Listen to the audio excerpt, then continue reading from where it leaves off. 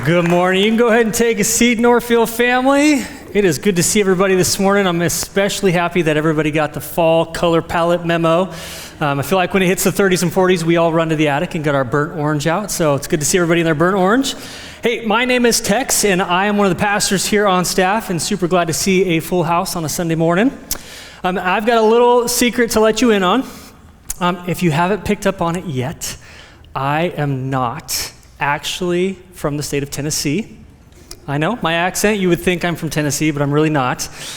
I'm actually a guy named Tex, who was born and raised in California and moved to Tennessee from Colorado. So I have no affiliation with the state of Texas. I've never lived a day of my life in Texas. That story's for another day. But when we first moved here from Colorado, we'd have a lot of local folks say, why in the world did you move from the Rocky Mountains to Murfreesboro?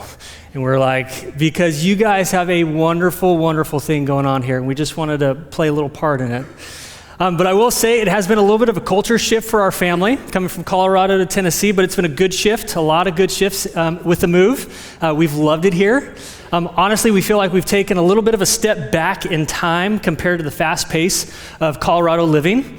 We've really enjoyed our new small town life up in Greenbrier. We spend many nights under the Greenbrier baseball lights throughout the week. We've enjoyed it. We feel like we've met the entire city of Greenbrier under those lights. We've enjoyed the slower pace of life out here in the South. The fireflies blew my mind. We don't have fireflies in California or cardinals. We don't have cardinals. So we were blown away at fireflies and cardinals. And just the overall southern charm of Middle Tennessee has been a huge blessing for our kids and for our family.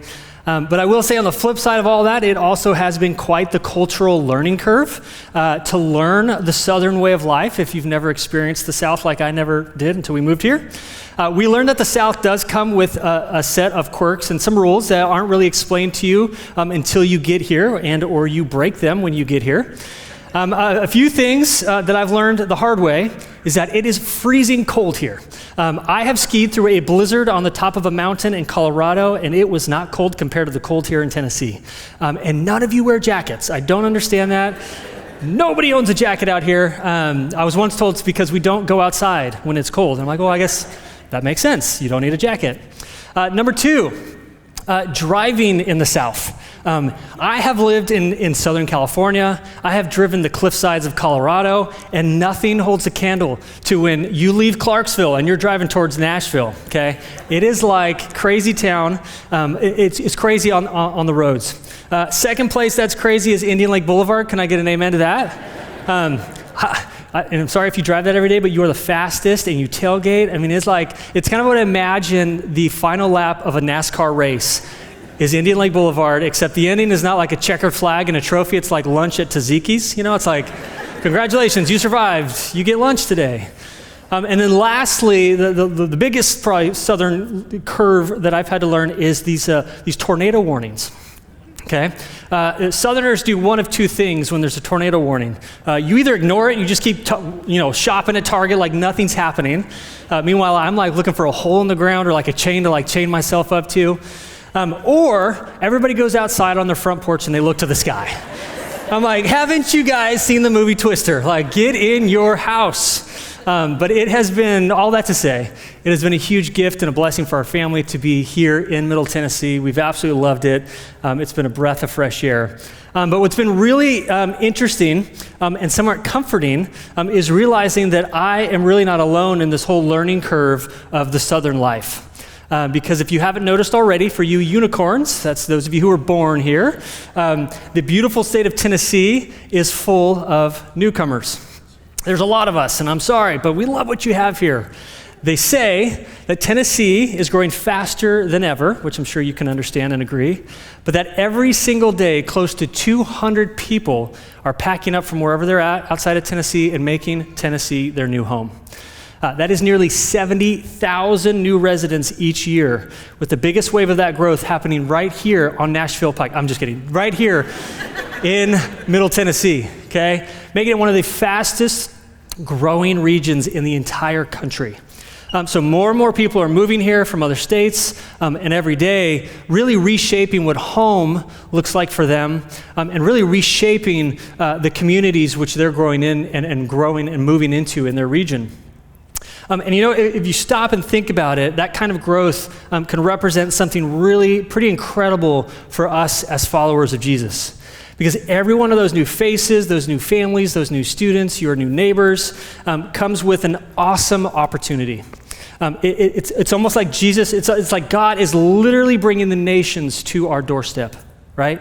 People with different backgrounds and different accents, unique food preferences and favorite sports teams, different stories and experiences to share that maybe you've never experienced, all searching for that sense of community, that sense of belonging, and really that new sense of home where they're at here in Tennessee.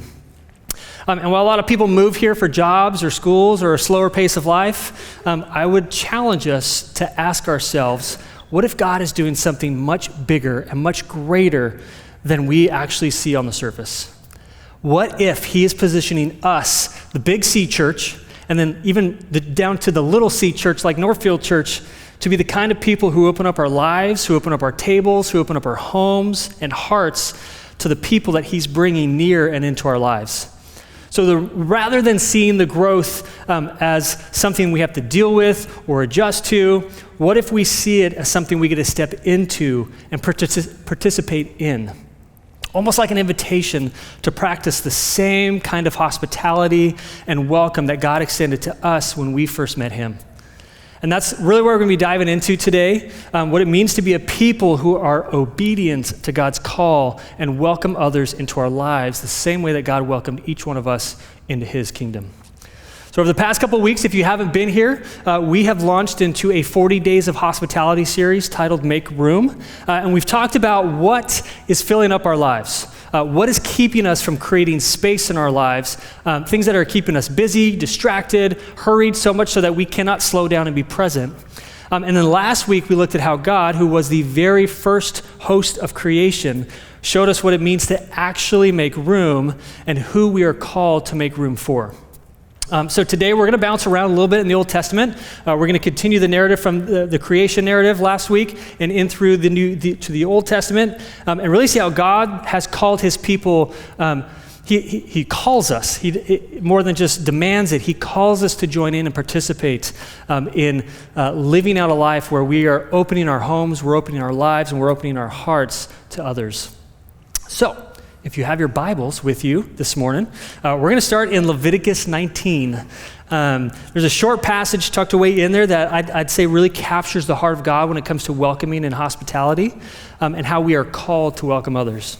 So we'll see it. Leviticus 19, 33 through 34 says this: "When a foreigner resides among you in your land, do not mistreat them. The foreigner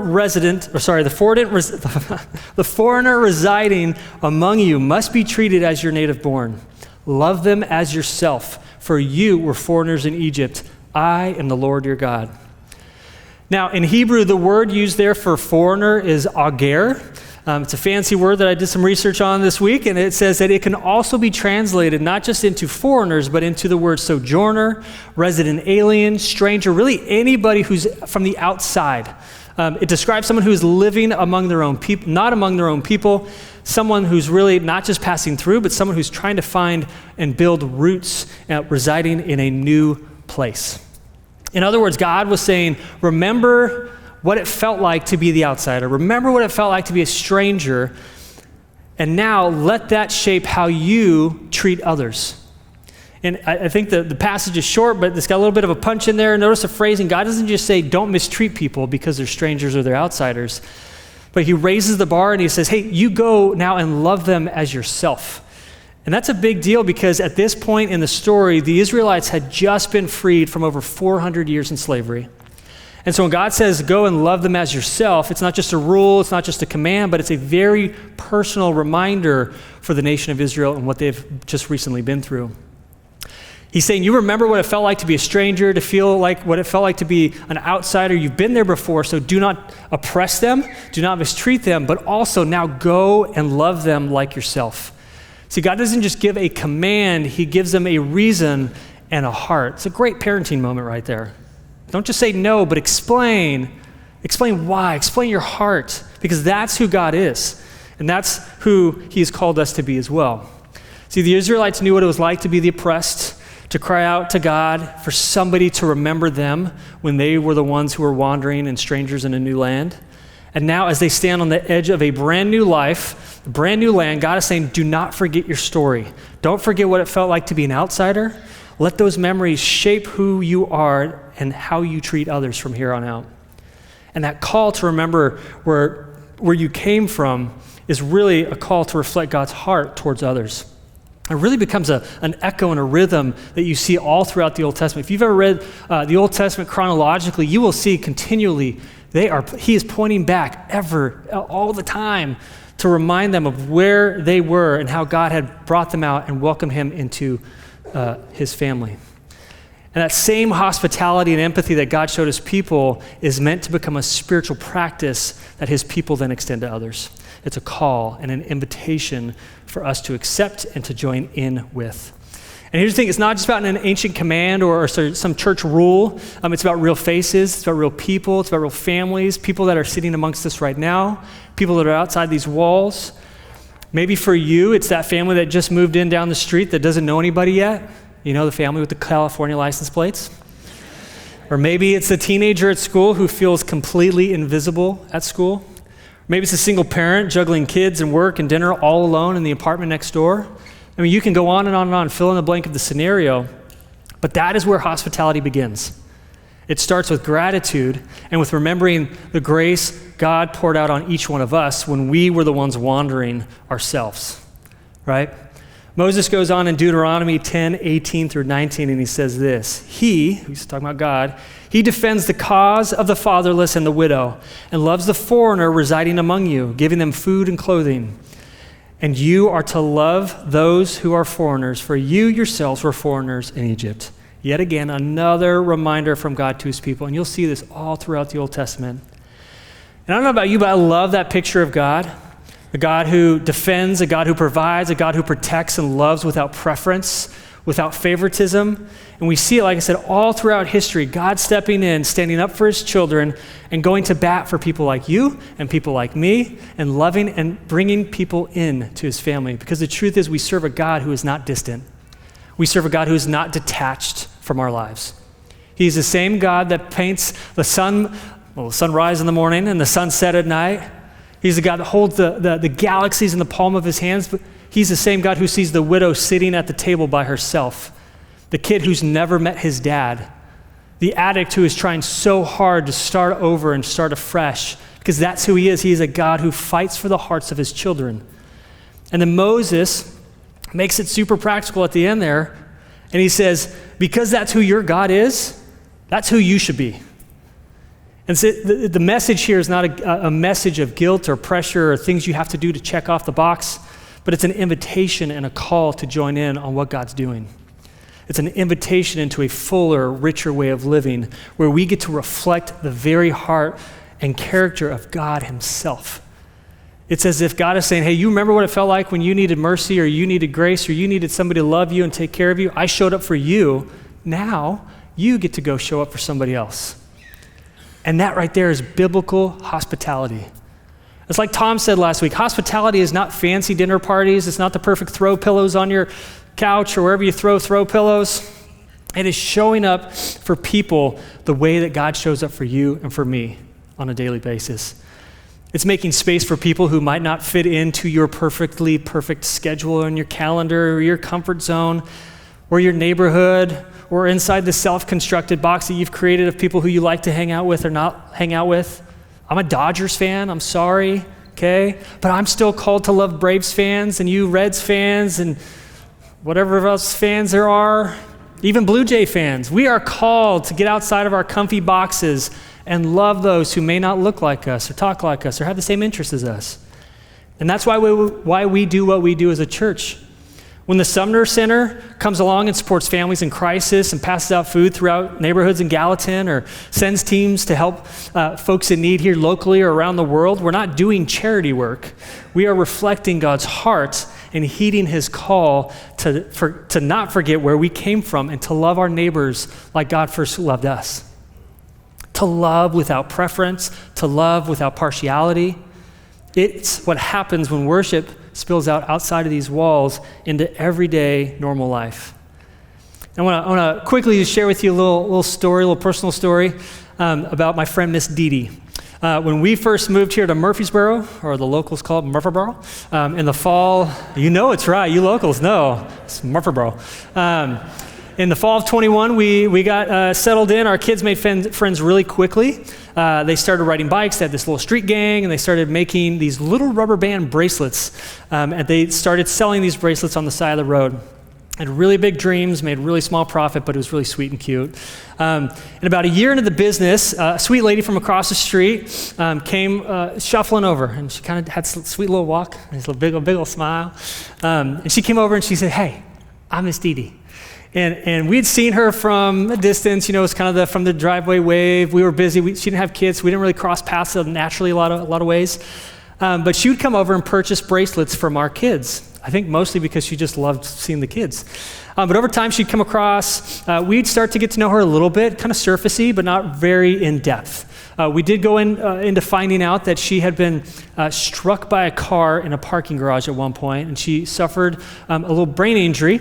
So she had a lot of time at home. She didn't work anymore, and so she really enjoyed coming across the street and hanging out with our kids.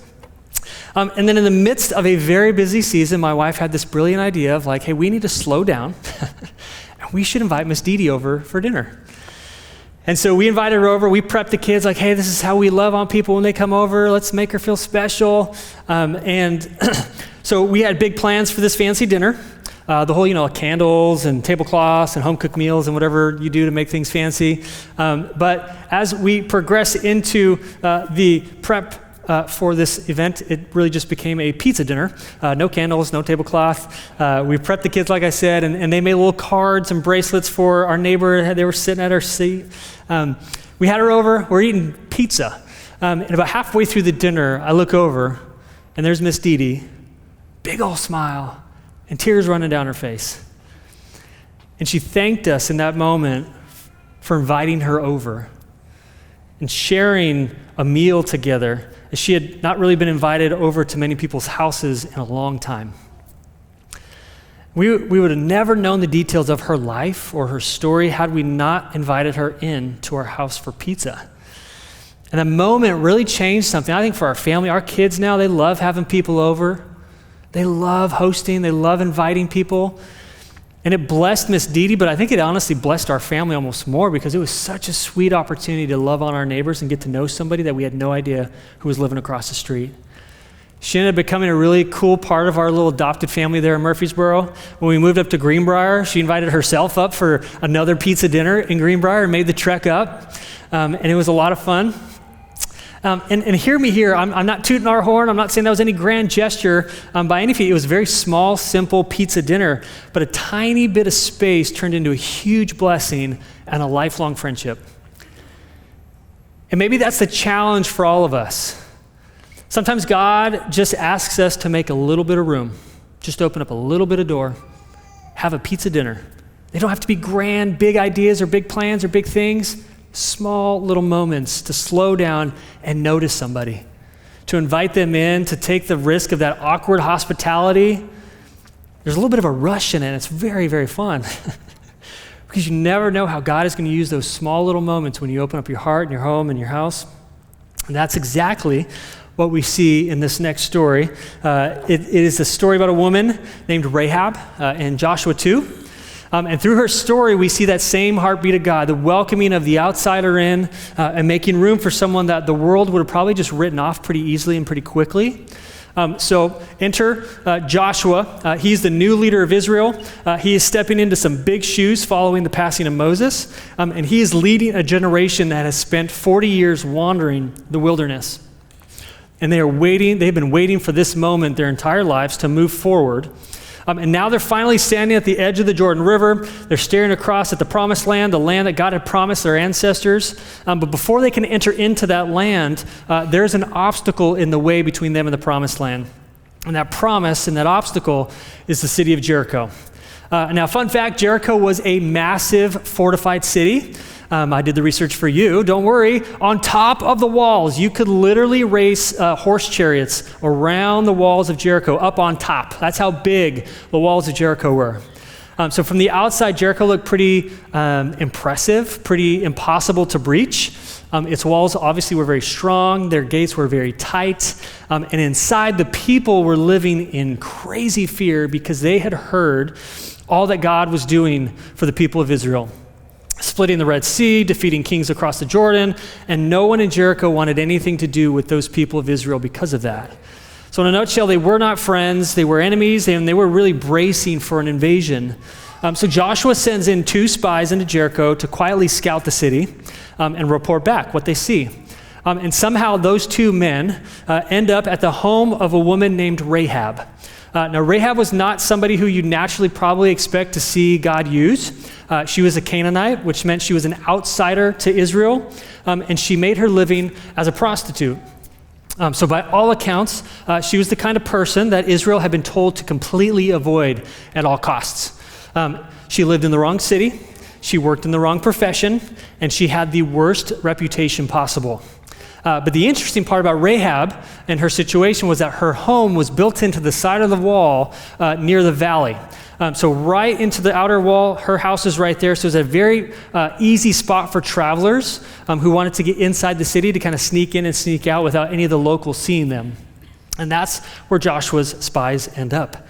And remember, inside the walls, the locals are terrified, but for some reason, Rahab is different and her heart is open to helping the spies.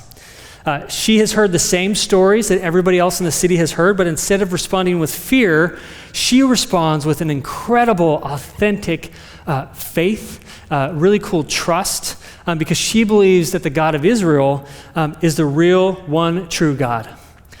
So at great risk to her life, and in a moment where the spies almost get caught, she sneaks them up and hides them up on the roof of her house. And in Joshua 2:11, we hear a really cool moment caught here. She confesses to them this: "The Lord your God, he is God in the heavens above and on the earth beneath." And right there in that confession, we get to witness an outsider becoming a believer. I mean, it really is a pretty incredible moment that is captured in history because that moment goes on to change the trajectory of a lot of things in Scripture. And if you think about it, everyone else, like I said, is absolutely paralyzed by fear in Jericho, but Rahab chooses faith in a God that she has only heard about. And now she's risking everything to claim her faith in God. She's risking her safety, she's risking her life, her family, all because she believes that this God is different, that he's real and that he's good. And that one choice changes everything in her life. So now we're going to fast forward. I love this part because the city of Jericho falls. If you've read the story, it falls. Rahab and her family are spared because of their willingness to help and to open up their home to those spies. But here's the craziest part. God doesn't just rescue her, he completely rewrites her story. Because the cool thing is she does not return to her old life. She actually goes on to play a part with God's people. She marries an Israelite man, and together they have a son named Boaz. And yes, that is the same Boaz who later marries Ruth. And that makes Rahab the great-great-grandmother of King David. And then generations later, her name shows up again in Matthew 1 as one of the only women listed in the genealogy of Jesus. I mean, think about it, that's crazy. This gal who everybody amounted to nothing is then later used in the salvation story of the world. A foreigner to Israel and a woman with a past gets grafted into the story of salvation itself. I mean, that is so cool. Incredible story of God's kindness to include somebody who everybody said amounted to nothing into the rescue mission of the world. And I think I love Rahab's story because it reminds us that nobody is too far gone or too far outside for God to bring in. And maybe you're sitting here today, maybe you feel that, maybe you feel like an outsider, maybe you've believed the lie that your past disqualifies you, or you just don't quite fit into church, or whatever it is. If that's you, I want you to hear this. Our God specializes in bringing outsiders in. Read the Bible. That's the whole message there. He is in the business of redeeming stories, restoring what's broken, and rewriting what you feel like is impossible to be rewritten. So don't let the enemy's lies tell you that you are not enough. I'd encourage you to lay those lies down today at the feet of Jesus and step into God's love because you belong to this family just as much as any of us do. So in the end, Rahab's story reminds us that God welcomes the outsider, but this next story that we're going to read about also shows that he calls us to do the same thing. He lifts to lift those up who cannot stand on their own, and to be hospitable even when it's uncomfortable, when it's not normal, when it's outside of the cultural cues. And we'll see that here in 2 Samuel 9. We'll look at the story of David and Mephibosheth. That's a tough word to say. I'm going to call him Bo. Mephibosheth, okay? Because I can't say that 8 times. So here we're going to jump ahead a few generations in Israel's story to a time when Rahab's great-great-grandson David is now king. So the wars are over, his palace is built, and his kingdom is thriving. And so one day in 2 Samuel 9:1, David asks a question that's pretty random in the moment. Nobody's probably expecting this. He says this, "Is there anyone left of Saul's family to whom I can show kindness to for Jonathan's sake?" Now, a little context. Saul was the former king of Israel, and Jonathan was Saul's son, okay? So more importantly, Jonathan was David's best friend. But before Jonathan died, he and David made a promise to each other that no matter what happened, David would take care of Jonathan's family, okay? So when David asks this question, his servant says, and I'm going to paraphrase here, the servant says, well, there's a son of Jonathan, but he's lame in both feet. And David's like, well, where is he? And his servant replies, he's living in a place called Lodabar. So David says, well, go get him. And now Lodabar literally means no pasture. So it means a land of no growth, no vegetation, no future, no hope. Essentially, it was the middle of nowhere. So Bo, who was once royalty, the grandson of Saul, is now broken, he's crippled, and he's hiding for his life because he believes that because of his name, he would be hunted down and killed by the new king. But instead of sending soldiers, David sends his servants to bring him home. So you can kind of picture this, a crippled man being brought into the royal throne room of the king, expecting death, right? He knows that he knows, and he's just expecting the worst outcome here. But David says this in verse 7, I love this. Don't be afraid. I'll show you kindness for the sake of your father Jonathan.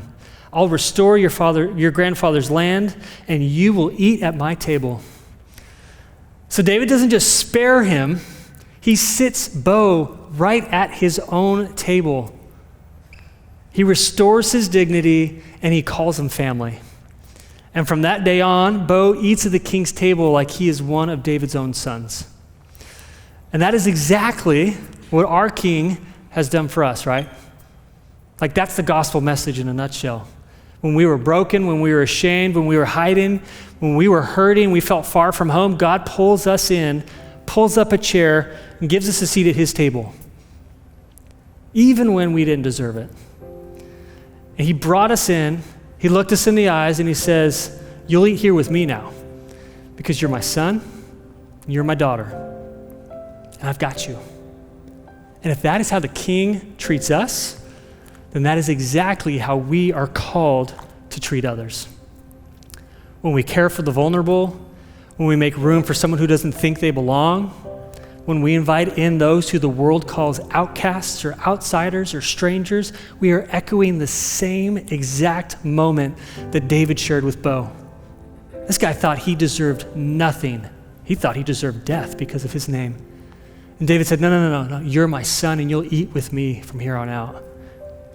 That's the gospel. Look, when you take a step back and you look at these stories, from God's command to Israel, to Rahab, to David and Bo, you start to see the same thread kind of finding its way through Scripture, right? God keeps pulling up chairs for people who thought they didn't deserve a seat at the table. I remember a time in my life I felt like I didn't deserve a seat at the table. But that's God's heart. He welcomes the outsiders. He restores the broken. He invites the overlooked. And then he looks at us and he says, now go do the same. Go do the same. And here's what I love about these stories today. None of them started out big, right? No big moment that caused these situations. They all started with simple yes. an open door, an open seat, a spot at the table, small act of courage. For Rahab, it was hiding two strangers. For David, it was making room at his table. For us, maybe it's as small as an extra seat or an extra plate at our table. For a few extra minutes to go out of our way at the coffee shop or Kroger or wherever you do life and seek out those people who you know are not being sought out. Because the truth is, you have no idea what God is going to do with one simple act of hospitality and a welcome heart. One simple invitation could literally rewrite someone else's life story. One dinner could restore somebody's hope. One conversation could remind someone that God has not forgot about them. So maybe this week, that's our challenge for us. Maybe we just don't attend the table. Maybe we extend the table and we look for people to fill those spots. Maybe our prayer this week should be to ask God, who's my Rahab? Who's my Bo? Who's your Miss Dee? Who's that neighbor that you see all the time and you feel that tug on your heart? Who's that person that God has placed in your life who's just waiting for an invitation? Thanksgiving's coming up. Ooh, don't crush my Thanksgiving plans. What if you took a step and you invited somebody into your home because you have an extra seat? When you make room, when you give that seat, you share that meal, maybe you simply just slow down to talk to somebody, you recognize, I would challenge you to recognize that you are doing something holy. You are reflecting the heart of God who first made room for you, right? Because the story is not over yet. You may know God, you're in the family, you've got friends, but there is still room at the table. And he is inviting us to help fill those seats. Let me pray for us. God, we thank you so much for the call to be a part of kingdom building. God, we are honored that we get to play a part in inviting people into a life with you. God, I pray for neighbors or friends or students or coworkers who need to be reached out to this week, Lord. Would you give us open eyes to see those people, your children, your sons, your daughters. God, would you just inspire us to take that step forward, to seek out those people. Jesus, we love you so much. We thank you for this morning. Pray this all in your name. Amen. Have a good morning.